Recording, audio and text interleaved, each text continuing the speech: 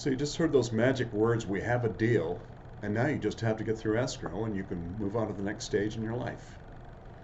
Well, that means making sure that your home doesn't end up back on the market.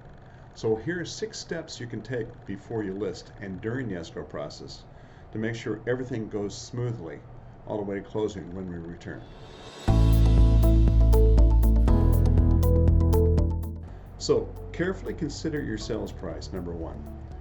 If you're working with an experienced real estate agent, he or she should have a recommended pricing strategy based on area comparables. Pressuring your agent for a higher sales price could cause the home to sit on the market, and if you do get an offer, the appraisal may not match the sales price. If the appraisal comes in too low, the seller will have to lower the selling price, or the buyer will have to pay cash for the difference. So number 2 is look for liens. Overall, title issues account for 11% of closing delays and may come to you as a surprise.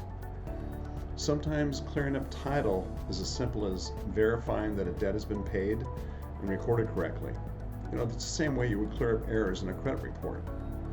And other times, addressing outstanding debts can take months to settle. So before you put your house on the market, be sure to pay off any debts, loans, and taxes that may show up as a title deficit against your property. Number 3 is disclose, disclose, disclose. Sellers are legally required to disclose all material defects in a home. So trying to hide issues can backfire, and any problem with the property will be uncovered during the buyer's inspection. So there's no use in hiding it. Either fix the problem ahead of time, or price the property below market value to account for the problem, or list the property at a normal price but offer the buyer a credit to fix the problem. So number 4 is be reasonable and willing to negotiate. It's easy to get stuck on your list price and not want to come down even $1. But if things show up in the aforementioned inspection report, things that the buyer has a legitimate reason to request, then sticking firm to that price could cost you this deal. Number 5 is limit contingencies. If you're having trouble selling your home and the only buyer who's come along in 3 months has 24 contingencies, that's one thing.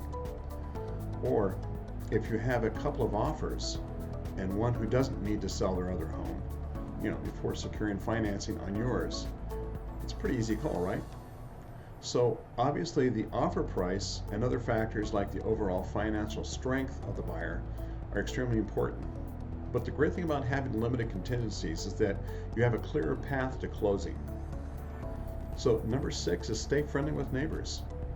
The last thing you need is for your grumpy guy across the street to make a fuss because of increased traffic on the street during showings, inspections, appraisals, etc., and scare off a timid buyer. So maybe the situation warrants a knock on the door of neighbors who have a rep for being testy. An idea might be bring a plate of cookies or a gift card to Target for their troubles, and you may be able to pacify them.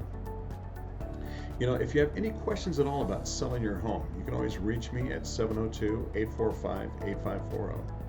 And we look forward to seeing you soon. Take care. Hi, I'm DJ Bennett and I'm with Guild Mortgage.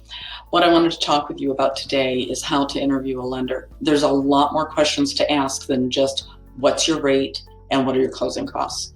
Some of the questions is, how do I know I won't lose my earnest money deposit if I pick you as my lender? How do I know I won't end up homeless if I pick you as a lender? What are your working hours? Because believe it or not, we actually take some time off. How do you communicate? How often do you communicate? How will I know when the appraisal's been ordered, when it's been received, when I'm through underwriting, what my conditions are? Will I be talking with just you or will I be talking with other people?